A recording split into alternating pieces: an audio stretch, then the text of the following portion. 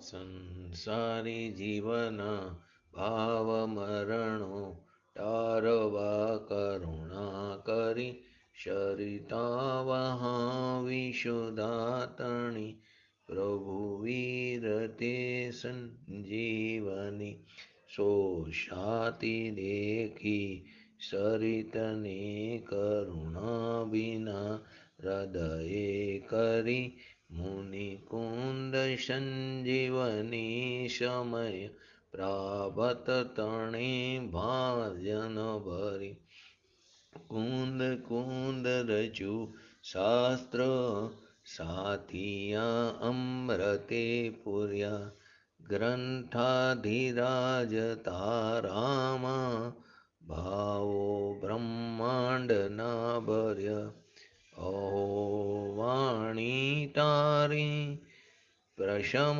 રસવા વેનિતરતી મુમુક્ષોને પાતી અમૃત રસ અંજલિ ભરી ભરી અનાદિની મૂર્ષ વિષતણી ત્વરા તી ઉતરતી વિભાવેથી થંભી સ્વરૂપ ભણી દોડે પરિણતિ તુષે નિશ્ચય ગ્રંથ ભંગ સગર વ્યવહારના ભેદવા તું પ્રજ્ઞાક્ષિણી જ્ઞાનને ઉદયની સંદેશહુ છેદવા સાથી સાધકનો તો ભાનુ જગનો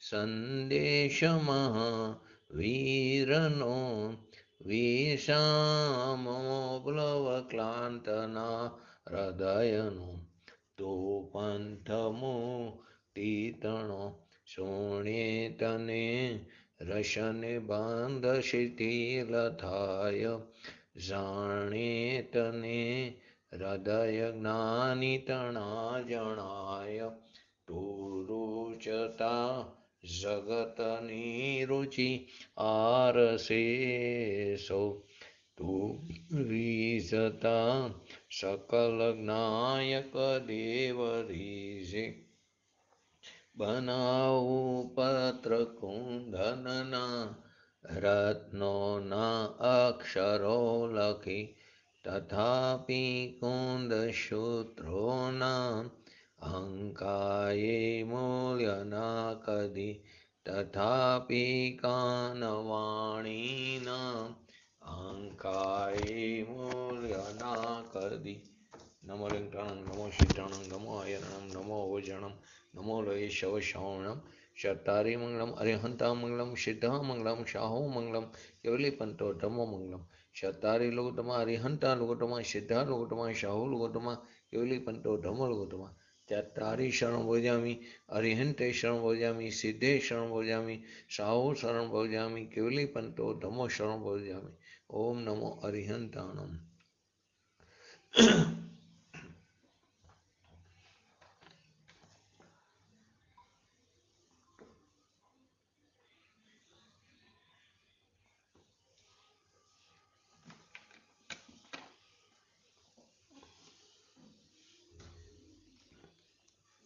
શ્રી સમેસા ગ્રંથાધિરાજ પુણ્ય પાપ અધિકારની 151 નંબરની ગાથા ગઈકાલે સંક્ષિપ્તમાં સમજ્યા. આજે પૂજ્ય ગુરુદેવશ્રીના પ્રવચનના આધારે એને આપણે થોડું વિસ્તારથી સમજીએ.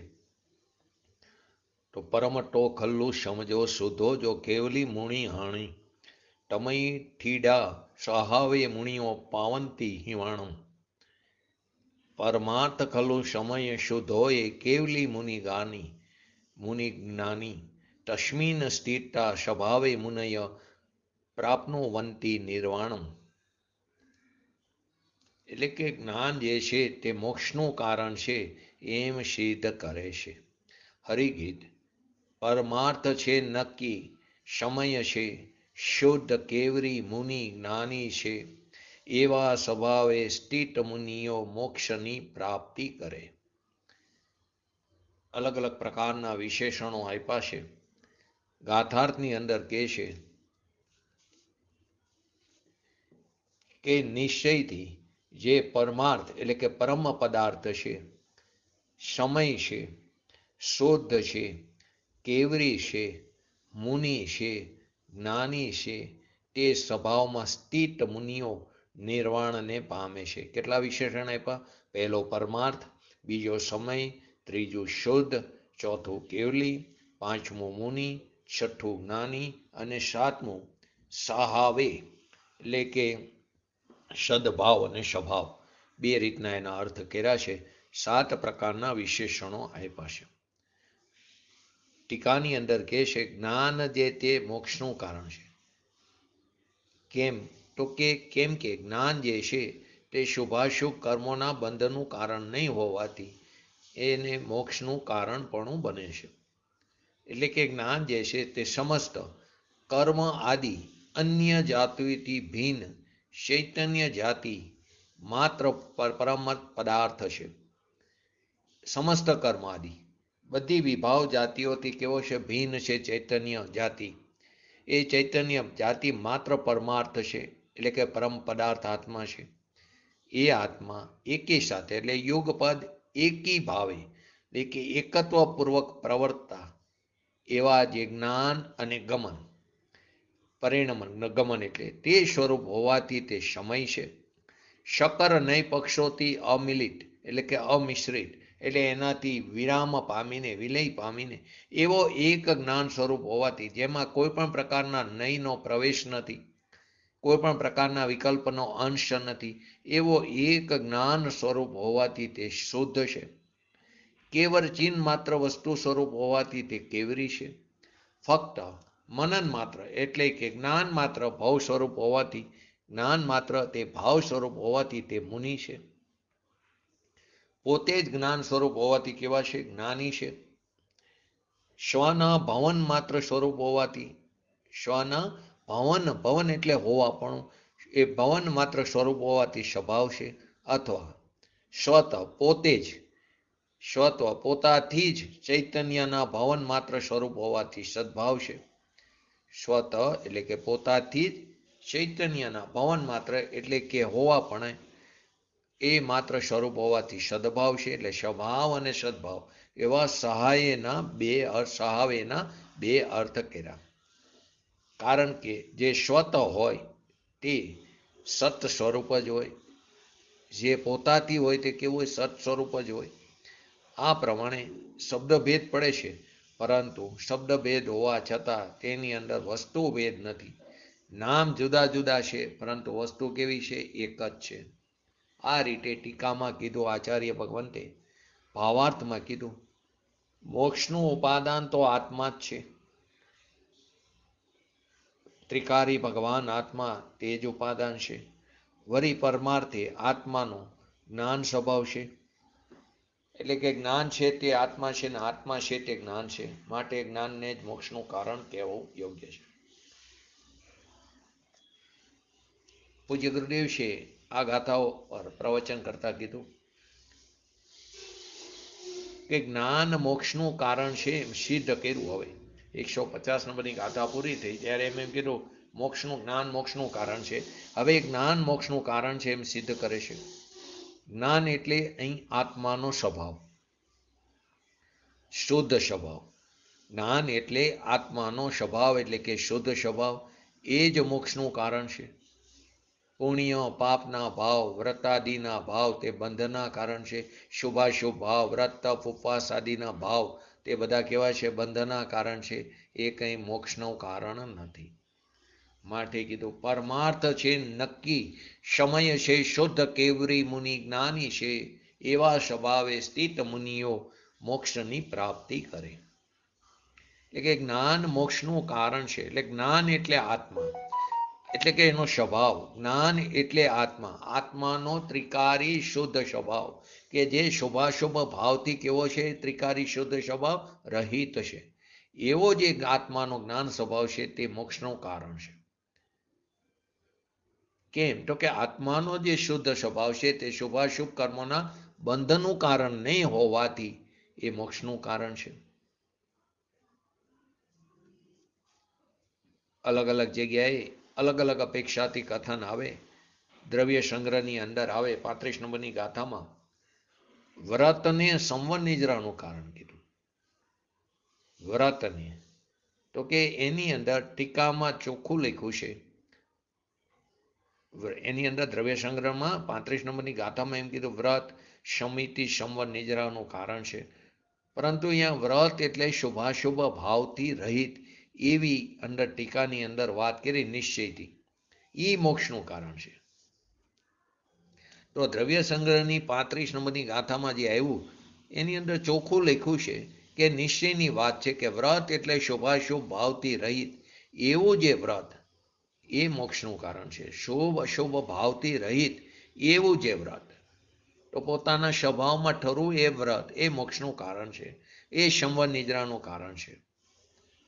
સંવર નિજરાનું કારણ તો શુદ્ધ છે, પરંતુ વ્રત શબ્દ પડ્યો અર્થનો અનર્થ થયો. પણ વ્રત એટલે શુભાશુભ ભાવથી રહિત એવું વ્રત તે સંવર નિજરાનું કારણ છે. તો અહીંયા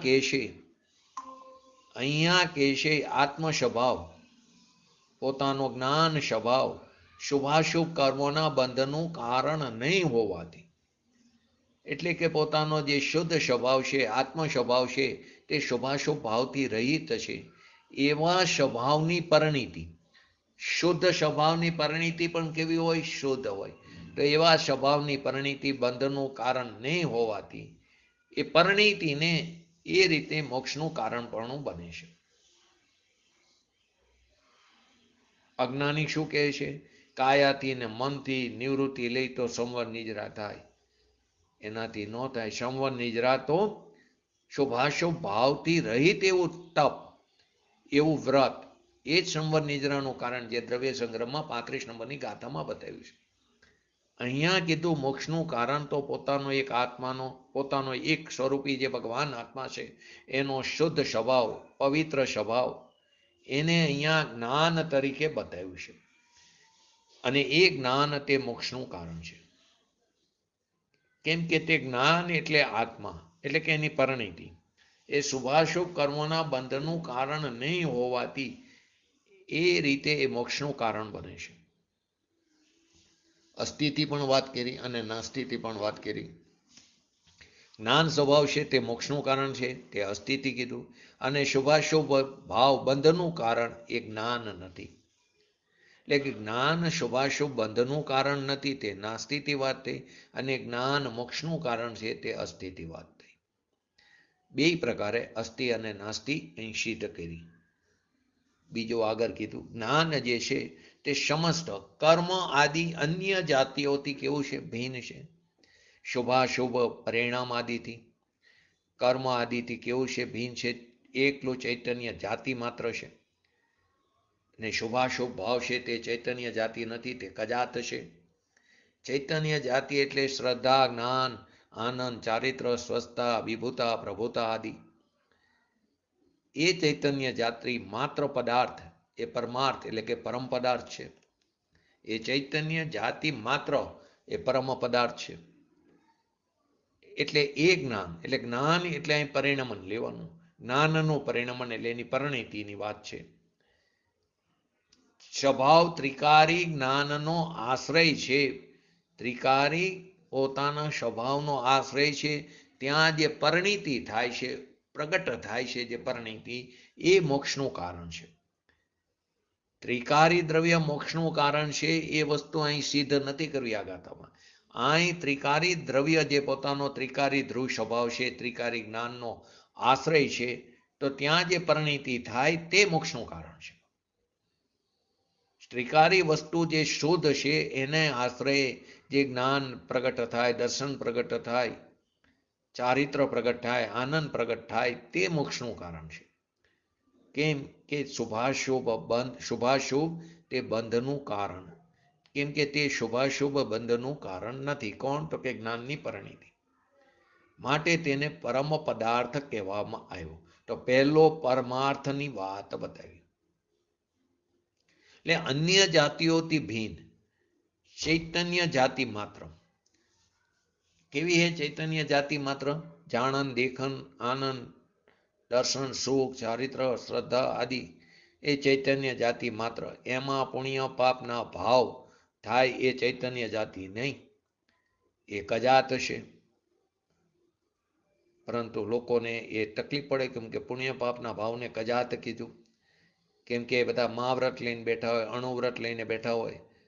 હવે એને પાછું એમને વ્રત અને એ વ્રતને સંવર નિદ્રા ઠરાવી હોય તો એને સમજવું તકલીફ પડે કે અહીં કજાત કીધી છે.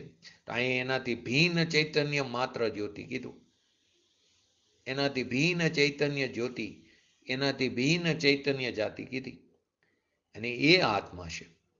અને એ ચૈતન્ય જાતિ માત્ર પરમાર્થ છે, એટલે કે પરમ પદાર્થ છે.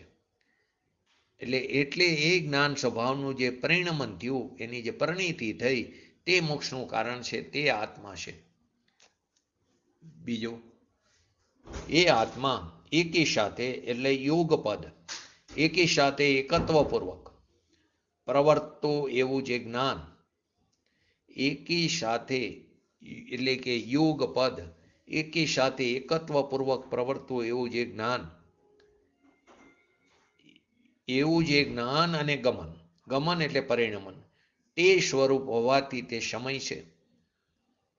એકી સાથે એટલે યુગપદ એકત્વપૂર્વક પ્રવર્તવું એવું જે જ્ઞાન અને ગમન એટલે કે પરિણમન, એ સ્વરૂપ હોવાથી સમય છે.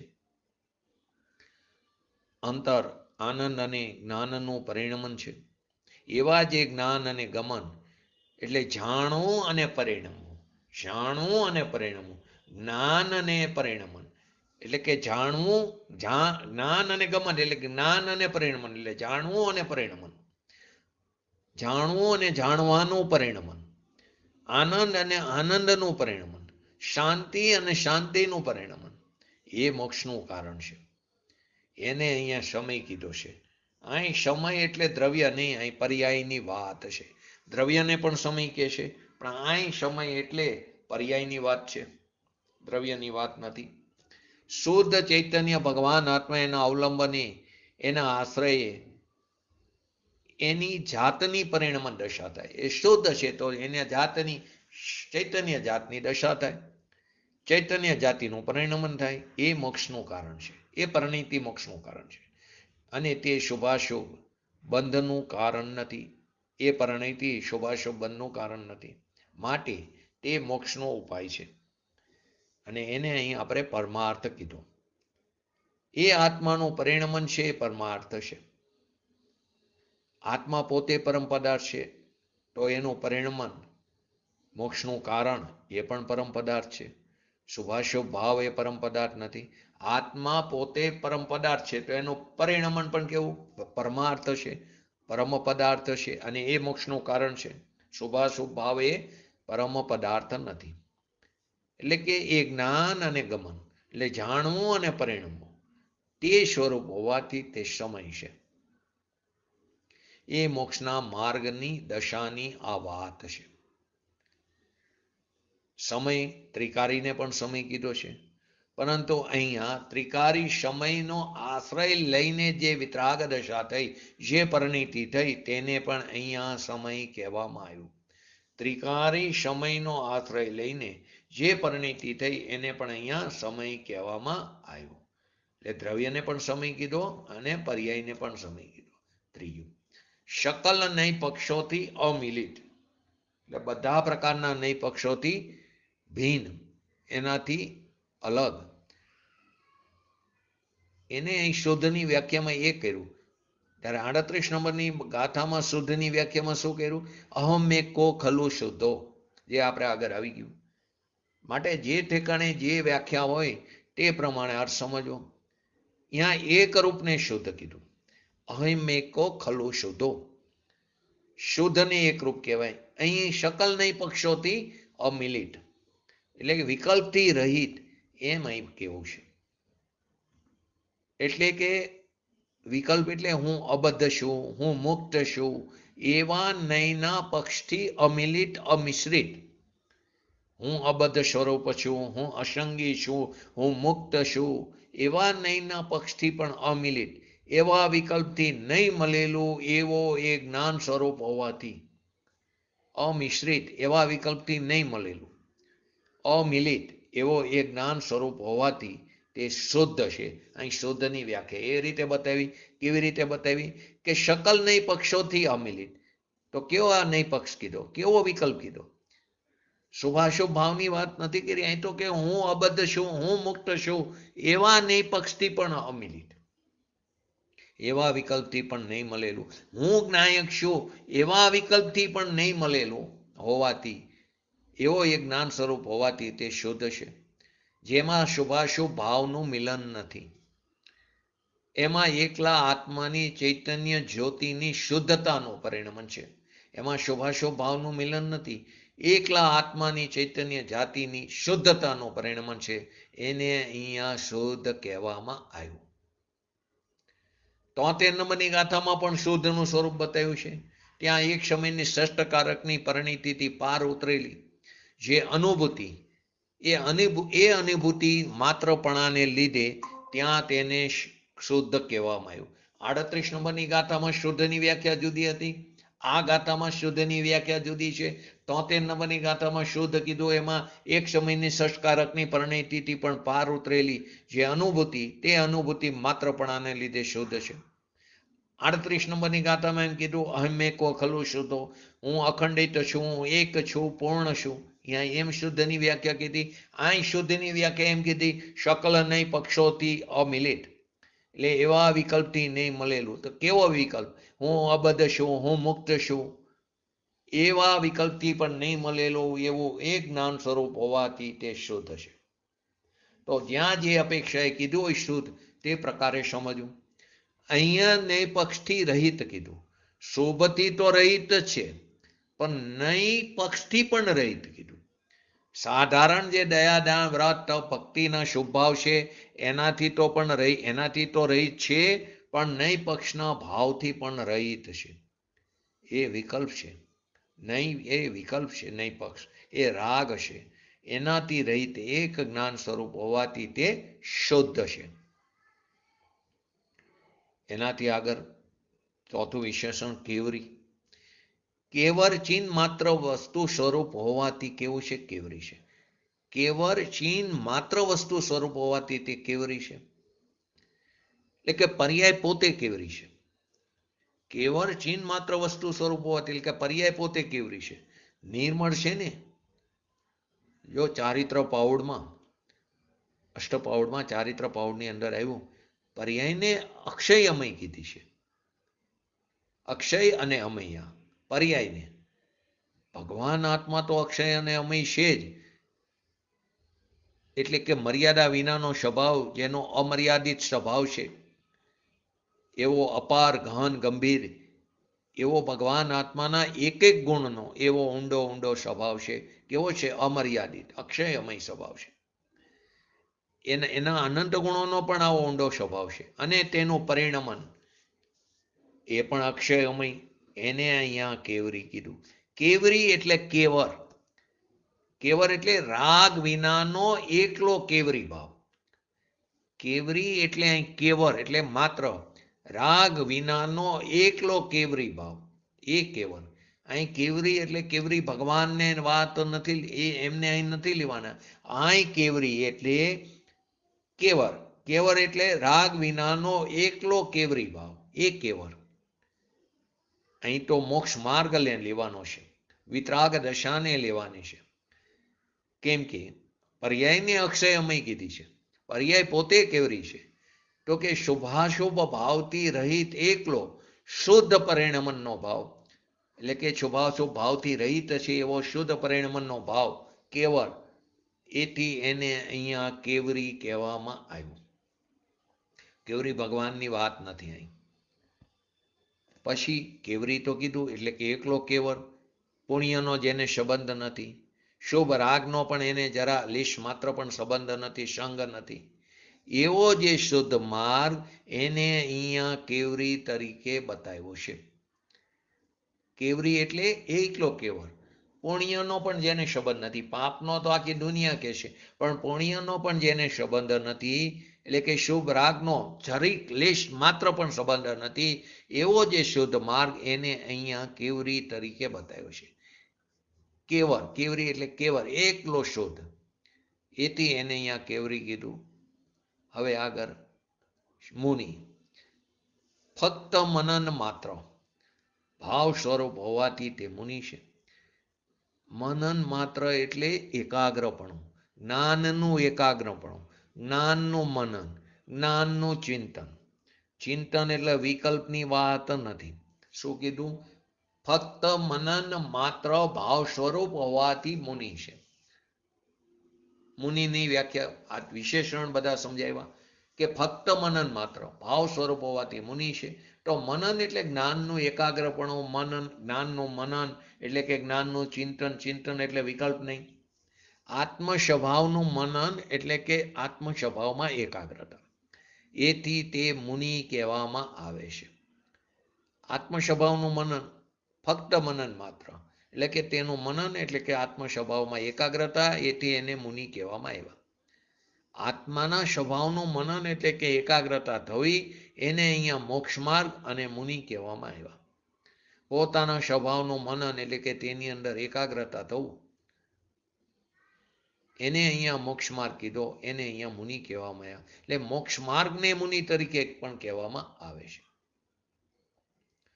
પરંતુ પૂર્વનો કોઈ પક્ષ લઈને બેઠા હોય અને આગ્રહ રાખીને શાસ્ત્રના અર્થ કરે, એ કાંઈ મેર ન ખાય. પોતે ખોટી પુષ્ટિ કરવા જાય, પણ એમ કંઈ ખોટી પુષ્ટિ સાચી થોડી થાય. પૂર્વનો પક્ષનો આગ્રહ રાખીને શાસ્ત્રનો અર્થ કરે. માટે કીધું સાચા દેવગુરુ શાસ્ત્રને માથે રાખીને શાસ્ત્રનો અર્થ કરવો. કેમ કે નહીં તો અર્થનો અનર્થ થશે, તો શાસ્ત્રને શસ્ત્ર બનતા વાર નહીં લાગે. મોરબીના પંડિત એવા શ્રી ઇન્દુભાઈને, આજ ઇન્દુભાઈ સંઘવી, એમની એક વાતને ખાસ આજ યાદ કરીએ. એ વારંવાર કહેતા, તું કોરો થઈને સમજવા બેસજે. તારો જે માન્યતા હોય, તારો જે પક્ષ હોય, એને ગળી વારીને એક બાજુ મૂકી દેજે, અને સામેના જે જીવ છે એ જે કંઈ કે એને તું સાંભળજે. એ વાતને સાંભળ્યા પછી એનો વિચાર કરજે, અને એ વાતની સામે તારો જે પક્ષ હતો, જે ગળી વારીને તારી જે માન્યતા હતી, એને ખોલીને એને રાખજે, અને પછી તું નક્કી કરજે આમાંથી કયું સાચું છે. પરંતુ પહેલેથી જો પક્ષ લઈને બેસીશ, આગ્રહ લઈને બેસીશ, મતાગ્રહ લઈને, તો સમજી નહીં શકાય. કોરો કક્કો હોય ને એને જલ્દી આવડે, પરંતુ જો ઊંધું લઈને બેઠા હોય એને ભૂસીને અવરું કરતા બહુ વાર લાગે. માટે કહેશે, શું કીધું? કે તું તારી જે માન્યતા છે એને ગળી વારીને મૂકી દેજે. પૂર્વના પક્ષનો આગ્રહ ન રાખતો. કોઈ કહે એટલે સાચું માનવાની વાત નથી, પણ તારી માન્યતાને થોડા સમય માટે એક બાજુ વારીને મૂકી દેજે. પછી એને ખોલજે અને તું નક્કી કરજે કયો સાચો પક્ષ છે. આ ઇન્દુભાઈની વારંવાર આ વાત આવતી પ્રવચનોમાં, એમના સ્વાધ્યાયમાં. તો પૂર્વના પક્ષના આગ્રહ રાખીને શાસ્ત્રના અર્થ કરે, એ કાંઈ મેર ન ખાય. પોતે કંઈ પુષ્ટિ કરવા જાય, એમ કંઈ ખોટી પુષ્ટિ થોડી સાચી થાય. આ તો સંતો કેવરી એમની દિવ્ય ધ્વનિમાં, તીર્થંકર ભગવાનની દિવ્ય ધ્વનિમાં વાત આવી છે. મુનિને અહીં કેવરી કીધા, કેવરીને મુનિ કીધા. કેવરી એટલે રાગના સંબંધ વિનાનો એકલો શુદ્ધ ભાવ. રાગના સંબંધ વિનાનો, પુણ્યનો અંશનો પણ સંબંધ નથી, લેશ માત્ર એકલો શુદ્ધ ભાવ. તે કેવર, કેવર એટલે કેવરી, તે મુનિ. આવું મુનિપણું. આમાં ક્યાં વ્રતની વાત આવી, આમાં ક્યાં તપની વાત આવી, આમાં ક્યાં ઉપવાસ આદિની વાત આવી, ક્રિયાની વાત, એવી કોઈ પણ વાત આની અંદર આવી નહીં. મનન એટલે કે આત્મા, આનંદ અને જ્ઞાન સ્વરૂપ જે ત્રિકારી ભગવાન આત્મા છે, એનું મનન એટલે એની એકાગ્રતા. કેવળ કોની એકાગ્રતા? તો કે આનંદ અને જ્ઞાન સ્વરૂપ જે ત્રિકારી ભગવાન આત્મા છે એની એકાગ્રતા. મનન એટલે ફરી વિકલ્પ નહીં, મનન એટલે એકાગ્રતા. પોતાનો જે ભગવાન આત્મા જે અતિન્દ્રિય આનંદનો અતિન્દ્રિય અનંત ગુણોથી ભરેલો છે, સાગર છે, એનું મનન, એમાં એકાગ્રતા થવી, એને મનનને કરનારો છે, માટે તેને ત્યાં મુનિ કહેવામાં આવ્યો છે. એટલે મોક્ષ માર્ગને મુનિ કીધો. તો આ પ્રકારે મુનિની વ્યાખ્યા કરી.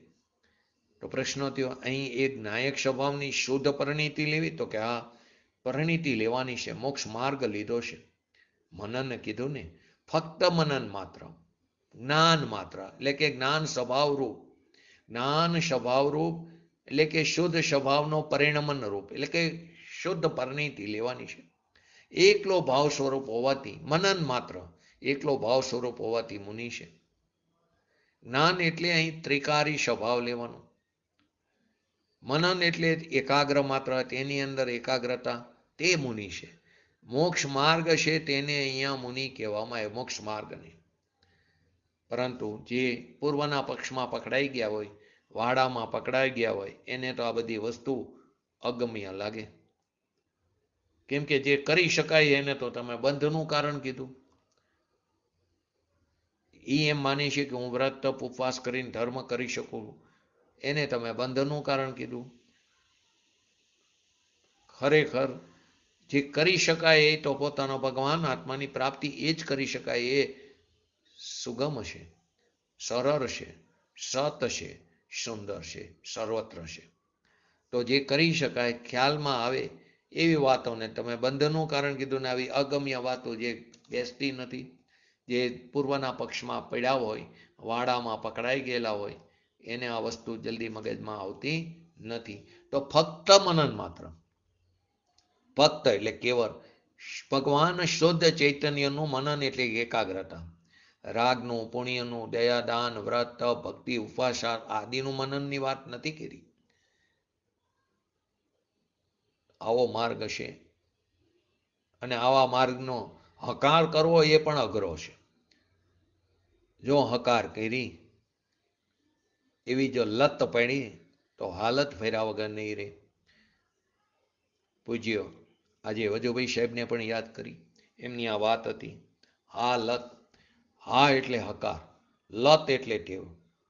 પોતાના સ્વભાવનો હકાર આવે એવી લત પાડવી, તો એની હાલત એટલે દશા બદલાયા વગર નહીં રહે. તો અહીં પણ હા પાડવી એમાં પણ પુરુષાર્થ છે, એ પણ આકરું પડે છે. કેમ કે વાડામાં પકડાયેલા છે. માર્ગ તો આ જ છે.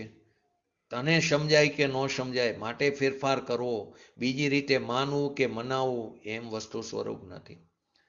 જ્યારે પણ તને તારું કલ્યાણ થશે, તને તારું કલ્યાણ કરવું હશે, આ સિવાય કોઈ બીજો માર્ગ નથી. આ જ રસ્તા ઉપર ચાલવું પડશે. ક્યારેય શુભ ભાવથી ધર્મ નહીં થાય. બધા પ્રયત્નો કરી લીધા છતાં પણ પંચ પરાવર્તનના પરિભ્રમણને અટકાવી શક્યા નહીં. એનું કારણ કોઈક એવો ઉપાય બાકી રહી ગયો. તો કયો ઉપાય? કે પોતાના સ્વભાવ તરફ દ્રષ્ટિ કરવાનો. તો ફક્ત મનન માત્ર એટલે એને શુભ રાગનો સંબંધ કાંઈ પણ નથી, લેશ માત્ર પણ નથી. એકલો આનંદ અને જ્ઞાનનું મનન એટલે કે એમાં એકાગ્રતા.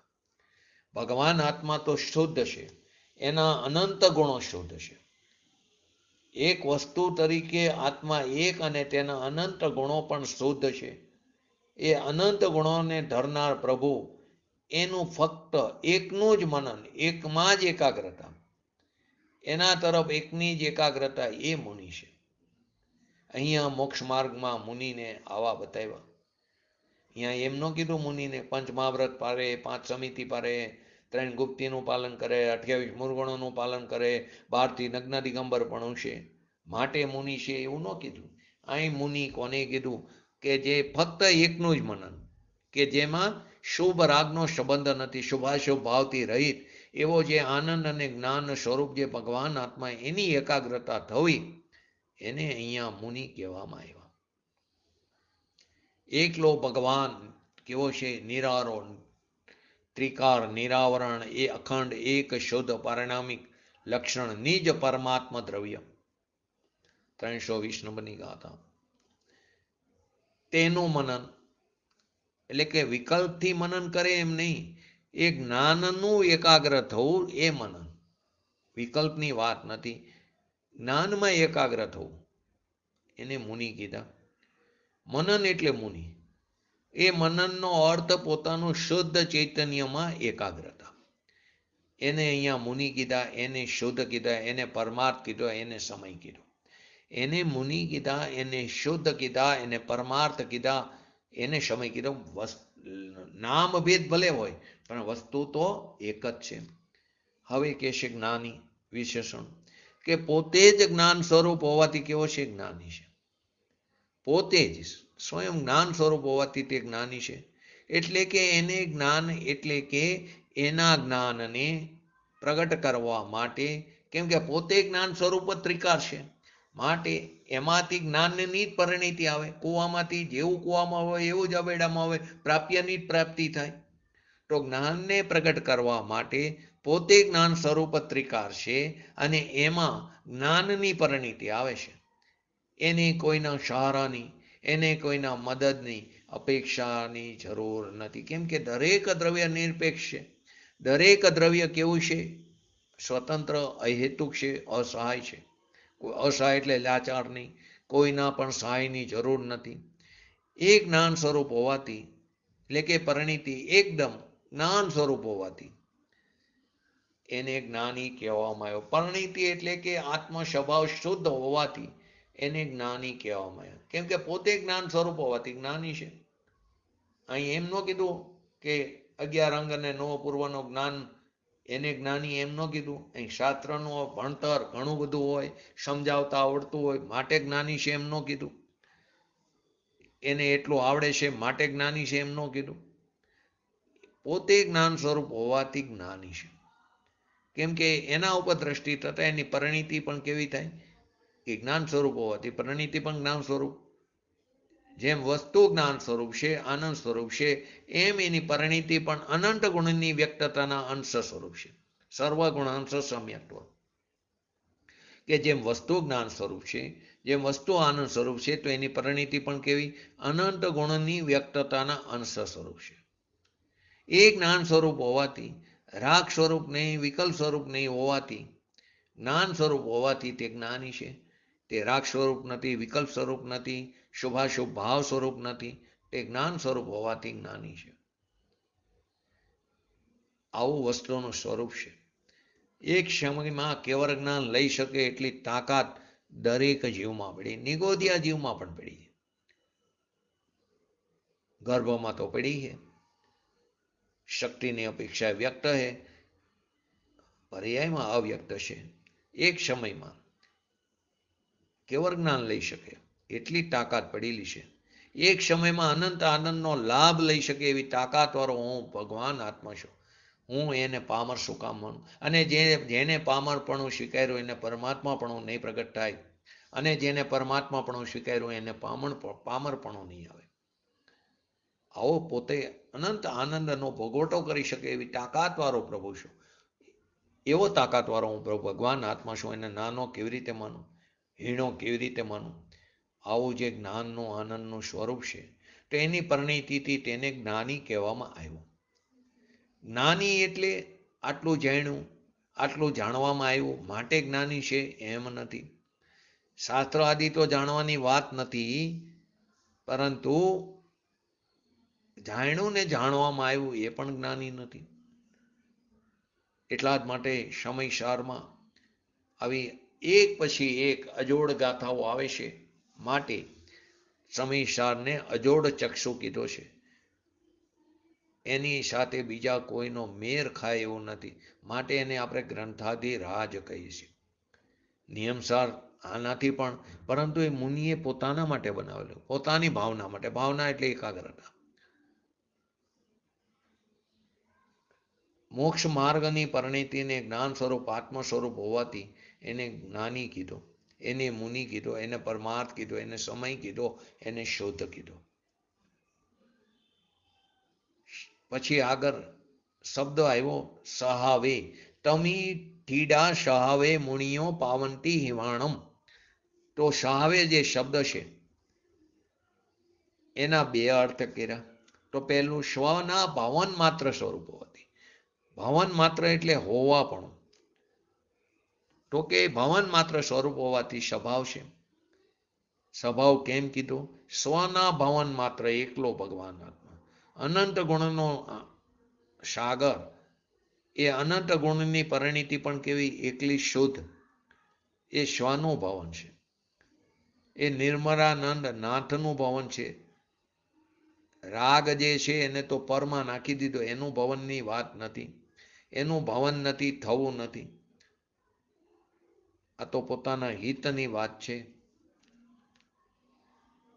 એ નહીં સમજાય તો ક્યારે ભવનો અભાવ નહીં થાય. કેમ કે ક્યારે દેહ છૂટશે એ ખ્યાલ નથી. કઈ પર્યાયે એનો સ્વકાર છે એ ક્યારે આવશે ખ્યાલ નથી. સ્થિતિ તો આવવાની. એમનો ક્યારે જાણો પૂજ્ય ગુરુદેવશ્રી કે અમે નિરોગી છીએ, અમને ક્યાંય લેશ માત્ર રોગ દેખાતો નથી, માટે અમને હમણાં મરણ નહીં આવે. પરંતુ ક્યારે પરમાણુની દશા બદલાય, ફરે, એ કઈ પરે. કેમ કે ફરવા માટે એક જ સમય જોઈએ છે. ક્યારે એની દશા બદલાય, જેવી રીતે સમ્યક દર્શન થવામાં, જ્ઞાનાંતર થવામાં પણ એક જ સમય લાગે. એ સમય બદલાતા વાર, દશા બદલાતા વાર નથી લાગતી. એક સમયમાં એની દશા બદલાય, મિથ્યાત્વની પર્યાયનો વ્યય થાય છે અને વિતરાગ દશા ઉત્પન્ન થાય છે. એમ દેહ છૂટવામાં પણ એક જ સમય લાગે છે. બીજા સમયે એટલે કે જે સમયે દેહ છૂટો તે જ સમયે વિગ્રહ ગતિમાં તું જઈશ અને ત્યાંથી વધારેમાં વધારે મેક્સિમમ ઉત્કૃષ્ટ 4 સમયની અંદર, 3 મોડની અંદર તો ક્યાં જઈને પટકેશ તારા પરિણામોને આધીને? અજાણ્યા ક્ષેત્રમાં, અજાણ્યા સંયોગો, કે જ્યાં તને કોઈ જાણીતું નહીં મળે. છે તો કોણ? પોતાનો ભગવાન આત્મા, જે ત્રણેય કાર સાથે રહેવાનો છે. મારો જે સ્વભાવ માત્ર જે છે એ રીતે જો સ્વભાવ પ્રગટ કર્યો હશે તો જ્યાં પણ જઈશ તો સ્વભાવ તમારી સાથે રહેવાનો. પછી નિગોદમાં હોય કે પરિણામોને આધીને, જે રીતે સ્વભાવ પ્રગટ કર્યો હશે તો કર્યો હોય સ્વભાવને સમ્યક દર્શન વમી ગયું અને કદાચ કોઈ કારે હીનતા આવી ગઈ તો નિગોદ દશામાં ચાલ્યો ગયો હોય, પરંતુ તે કિંચિત નિત્યમ અર્ધપુદ્ગલ પરાવર્તનથી વધારે બહાર નહીં રહે. એ સ્વભાવની ફરી પ્રાપ્તિ કરશે. નરક ગતિમાં ગયો તો અહીંયા પણ તું ફરી સ્વભાવની પ્રાપ્તિ કરીને તું સ્વભાવમાં તું પાછો સ્થિર થઈ જઈશ. એ તારો એકમાત્ર શરણ છે. માટે દેહ ક્યારે છૂટશે, છૂટવાનો એ તો નક્કી છે. કોઈ અમરપટ્ટો લઈને તો આવ્યું નથી. એ સ્થિતિ ક્યારે આવશે ખબર નથી. શ્રીમદજીને ભરી સભામાં અન્ય મતવાળાએ પૂછ્યું, વિવાદ કરવા માટે, સમાજનું સમતોલન ખોરવા માટે પૂછ્યું, શ્રી કૃષ્ણ ક્યાં છે? જ્ઞાની પુરુષ જવાબ એ રીતે આપે, સાચો પણ સત્ય પણ એ રીતે આપે કે જેથી સમાજનું સમતોલન બને ત્યાં સુધી બગડે નહીં. તેમણે કીધું એ આત્માના સ્વભાવમાં છે. ખરેખર સમ્યક દ્રષ્ટિ જીવ ભલે ક્ષેત્રની અપેક્ષાએ કોઈ પણ ગતિમાં હોય, પરંતુ છે તો પોતાના સ્વચતુષ્યમાં, આત્મ સ્વભાવમાં છે, સમકીતી છે, નાની છે. એ કોઈ પણ ગતિમાં છે એમ નથી. એ છે પોતાના સ્વચતુષ્યમાં. એ ગતિના સ્તરમાં એ નથી. એ તો આનંદ અને જ્ઞાન સ્વરૂપ જે ભગવાન આત્મા એની અંદર સ્થિર છે, એનું પરિણમન જે છે એમાં છે. વિકલ્પ આવે એમાં એ નથી તો ગતિમાં ક્યાંથી હોય? એને દુઃખ થાય. નરક ગતિમાં જીવ હોય, સમકીતી સમ્યક દ્રષ્ટિ જીવ, તો એને ત્યાં દુઃખ થાય. એને અણગમાનો દ્વેષ પણ આવે, છતાં તે એમાં નથી, પોતાનો સ્વચતુષ્યમાં છે. તો આવો મનન ભાવ જે સ્વભાવ છે ચૈતન્યનો, એ સ્વભાવ માત્ર છે. સમ્યક દ્રષ્ટિ એટલે કે મિથ્યાત્વના નાશથી સાક્ષાત ત્રણ રત્નત્રય ઘટે. ઘટે એટલે પ્રગટ થાય. એટલો પણ સ્વરૂપનો સ્થિરતાનો અંશ ચોથે ગુણસ્થાને પણ પ્રગટ થાય. કોઈ એમ કે ચોથા ગુણસ્થાને ચારિત્ર ન હોય અન્ય દિગંબર મતમાં 7મા ગુણસ્થાને 8મા ગુણસ્થાને શુદ્ધ ઉપયોગ હોય તો કે નહીં, 4થા ગુણસ્થાને જેટલા અંશે સ્વભાવમાં સ્થિર, એટલા અંશે શુદ્ધ ઉપયોગ, એટલા અંશે સંવર, એટલા અંશે વેદન છે, એટલા અંશે શાંતિ છે, એટલા અંશે સમતા છે. તો ત્યાં પણ સ્વરૂપાચરણ ચારિત્રનો અંશ પ્રગટ થાય છે. પાંચમે દેશ ચારિત્ર પણ પ્રગટ થાય છે. ચોથે ગુણસ્થાનની તદ્દન અસ્થિરતા હતી, એમાંથી અનંતા બંધી અને મિથ્યાત્વ ગયું.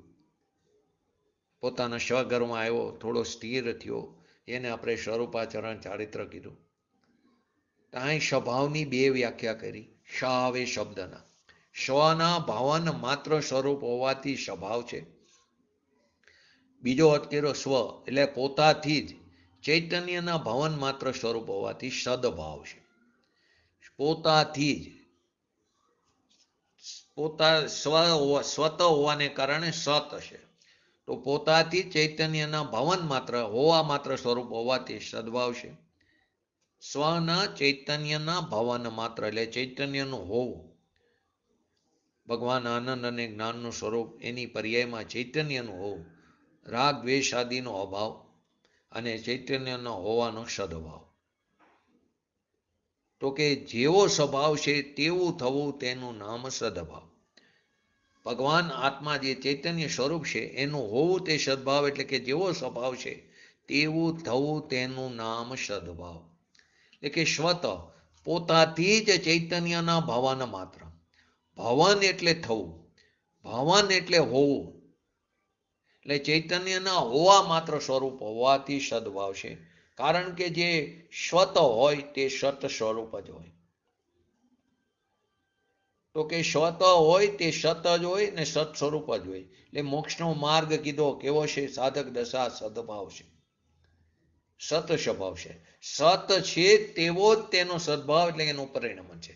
જેવો છે તેવું જ પરિણમન છે. જેવું સ્વત ત્રિકારી સ્વરૂપ છે એવો જ એનો મોક્ષનો માર્ગ પણ સદભાવ એટલે કે સ્વત છે. એને કોઈ વ્યવહારની અપેક્ષા નથી, એને કોઈ નિમિત્તની અપેક્ષા નથી. આવે એટલે કે હોય છે કાર્ય થાય ત્યારે નિમિત્ત, પણ એને કોઈની અપેક્ષા નથી. માટે શાહવેના બે અર્થ કર્યા. તમી ટીડા શાહવે, પહેલા છ અર્થ કર્યા. છ વિશેષણના કયો કે પરમાર્થ એક, બીજું સમય, ત્રીજું શુદ્ધ, ચોથું કેવરી, પાંચમું મુનિ અને છઠ્ઠું જ્ઞાની. અને 7મા શાહવેના બે અર્થ કર્યા. ટોટલ 8 અર્થ થયા. તો એક તો સ્વના પરિણમન સ્વરૂપ હોવા રૂપ છે માટે સ્વભાવ. બીજું સ્વત્વ પોતાથી ચૈતન્યના ભવન માત્ર સ્વરૂપ હોવાથી સદભાવ છે. માટે લોકોને આ બધો ઉપદેશ સાંભળવો તકલીફ પડે, ઝીણો લાગે, કઠિન લાગે. અને આ સમજ્યા વગર 84ના અવતારમાં આપણે રખડીને મરી ગયા. અહીં અનુકૂળ સંયોગો હોય, કરોડપતિ અબજોપતિ હોય, માંસ મદિરાનું સેવન કરતા હોય તો મરીને નરકમાં જવાના, અને નહીતર તિર્યંચમાં આડા પેટે જન્મ લેશે. પોતાના સ્વભાવ સાથે આડોડાઈ કરી. પોતાનો ભગવાન આત્મા જે પૂર્ણ અનંત પવિત્ર સ્વભાવ સ્વરૂપ છે તેનું તે રીતે થવું માટે સ્વભાવ અને સદભાવ એ સ્વત સ્વરૂપ છે. એટલે કે પોતાથી ચૈતન્યના ભવન માત્ર સ્વરૂપ હોવાથી સદભાવ છે. એટલે કે જે સ્વત હોય તે સત સ્વરૂપ હોય.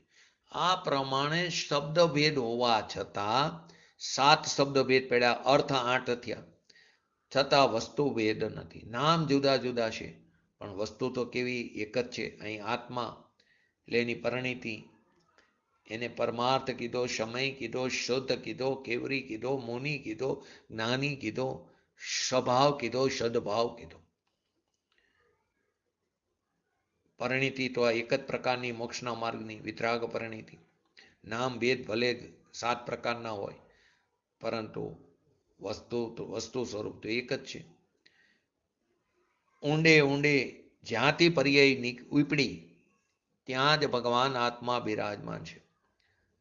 અંદર ભીતર ગયો ભૈરામાં, બહારમાં રખડતો હતો એટલે કે શુભાશુભ ભાવમાં પર્યાય રખડતી હતી, એટલે કે તે તરફ દ્રષ્ટિ હતી. મુખ્યત્વે તો અત્યારે અશુભમાં વર્તી હતી, શુભ તો કાર ઓછો છે અત્યારે, અશુભમાં વર્તી હતી, એને સ્વઘર તરફ વારી દીધી. વારી દીધી કેવું વ્યવહાર છે, વરી જાય છે સ્વભાવનો મહિમા આવતા. પર્યાય જ્યાંથી નીકળી એટલે તરીએ સાથે ધ્રુવ ભગવાન બિરાજમાન છે.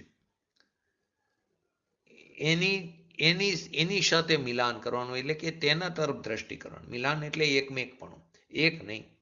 એમ કે પર્યાય તો કેવી ક્ષણિક સત છે, બીજા સમયે વ્યય થઈ જશે. એક થાય તો સ્વભાવનો પણ વ્યય થાય, તે સ્વભાવનો ક્યારે અભાવ નથી થતો. માટે એકમેકપણું દૂધ અને પાણીની જેમ. તો બહારમાં જોડે રાગ છે અને અંતરમાં જોડે ધ્રુવ છે. આવા મોક્ષ માર્ગના નામ જુદા જુદા હોવા છતાં વસ્તુ કેવી છે, એક જ છે. તો મોક્ષનું ઉપાદાન તો શું કીધું, આત્મા જ છે. મૂળ ઉપાદાન, શુદ્ધ ઉપાદાન, ત્રિકારી ઉપાદાન એ જ છે.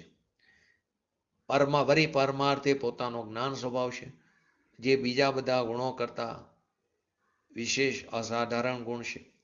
બીજા ગુણોની હયાતી છે, પણ આ જ્ઞાન તો પોતે પોતાને પણ જાણે અને પરને પણ જાણે, પોતે પરને પણ જાણે, વિકલ્પ ના જાણે, એવો એનો સ્વભાવ છે.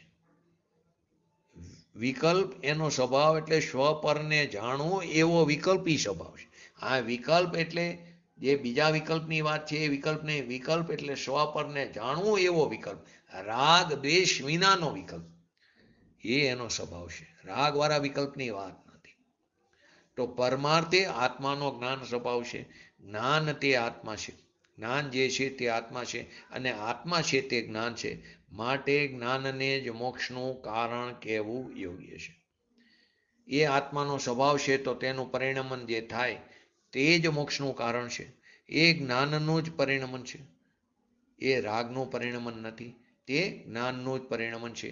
તો આ પ્રમાણે 151 નંબરની ગાથામાં પૂજ્ય ગુરુદેવશ્રીના પ્રવચનના આધારે સમજ્યા. થોડું આજે 152 લઈ લઈ સંક્ષિપ્તમાં, 5-10 મિનિટ છે ખાલી. તો 152 નંબરની ગાથા, 152 અને 153. પરમ તુમી ડુ અઠીડો જો કુણદી તવમ વંદ ચ ધારેંદી ત શવમ બાલ તવમ બાલ વંદમ બેતી શવવું. આ 152 નંબરની ગાથા. 153 નંબર. વદણી હમાણી ધરંતા શિલાણી તાહ તવ શ કુવંતા પરમ વાહિરા જે હિવાણમ તે હણમ વિદંતી. હરિગીતની અંદર પરમાત્મા અણસ્થિત જે તપને કરે વ્રતને ધરે, પરમાત્મા અણસ્થિત જે તપને કરે વ્રતને ધરે, સગરું તે તપ 12 અને વ્રત 12 સર્વજ્ઞો કહે. 153. વ્રત નિયમને ધારે ભલે તપશીલને પણ આચરે, પરમાર્થથી જે બાહ્ય તે નિર્વાણ પ્રાપ્તિ નહીં કરે. ભલે વ્રત નિયમને ધારે, તપશીલને પણ આચરે, પણ પરમાર્થથી જે બાહ્ય છે તે નિર્વાણ પ્રાપ્તિ નહીં કરે. શું કહેવા માંગે? પરમાર્થમાં અસ્થિત, એની અંદર સ્થિર નથી એવો જે જીવ, એટલે કે સમ્યક દર્શન વગરનું તપ અને વ્રતને 12 તપ અને 12 વ્રત પ્રતિક્રમણ પછી બોલીશું આપણે.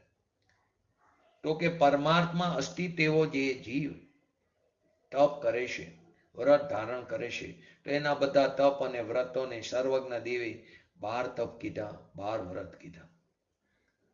એટલે કે જે પરમાર્થથી બાહ્ય છે, ભલે તેને વ્રત ધારણ કર્યું હોય, નિયમોને ધારણ કર્યા હોય, શીલને ધારણ કર્યું હોય, તપ કરીને તે નિર્વાણને પ્રાપ્ત કરી શકતા નથી. વ્રત નિયમ શીલ તપ સગરુંય કર્યું હોય, પરંતુ તે નિર્વાણને પ્રાપ્ત કરી શકતા નથી. અહીં શું કહેવામાં આવ્યું કે જે જીવ પરમાર્થથી બાહ્ય છે અથવા પરમાર્થથી અસ્થિત છે, ત્રિકારી ધ્રુવ ભગવાન આત્માને જે જાણતા નથી, એમના વ્રત નિયમ તપ શીલ બધું વ્યર્થ છે, એકડા વગરનો મીંડો છે. ગમે એટલા મીંડા કરો પણ એકડો આગળ ન લગાડો તો બધું નકામું છે. તો એકડા વગરના મીંડા છે એમના વ્રત નિયમ તપ શીલ આદિ. કારણ કે એમના આત્મજ્ઞાન વિના ફક્ત એનાથી જ મુક્તિની પ્રાપ્તિ થઈ શકવાની નથી. આત્મજ્ઞાન નહીં કર્યું હોય તો ફક્ત વ્રત તપ શીલ નિયમ આદિ કર્યું એનાથી જ મુક્તિની પ્રાપ્તિ ત્રણ કાર્ય નહીં થાય. આત્મખ્યાતિની અંદર અને ભાવાર્થને સ્પષ્ટ કર્યો કે જે જીવ પરમાર્થ ભૂત જ્ઞાનથી જે રહિત છે એમના દ્વારા અજ્ઞાનપૂર્વક કરવામાં આવેલા વ્રત તપ શીલ નિયમ બધા કાર્ય કર્મ બંધનું કારણ કીધું. જે પરમાર્થ ભૂત જ્ઞાનથી જે રહિત સંવેદન જ્ઞાનથી જે રહિત છે એમના દ્વારા અજ્ઞાનપૂર્વક કરવામાં આવેલા વ્રત તપ આદિ બધા કાર્ય કર્મ બંધનનું કારણ છે, મુક્તિનું કારણ નથી. માટે આગમમાં પણ એમના કાર્યોને બાલ સંજ્ઞા કીધી. શું કીધું?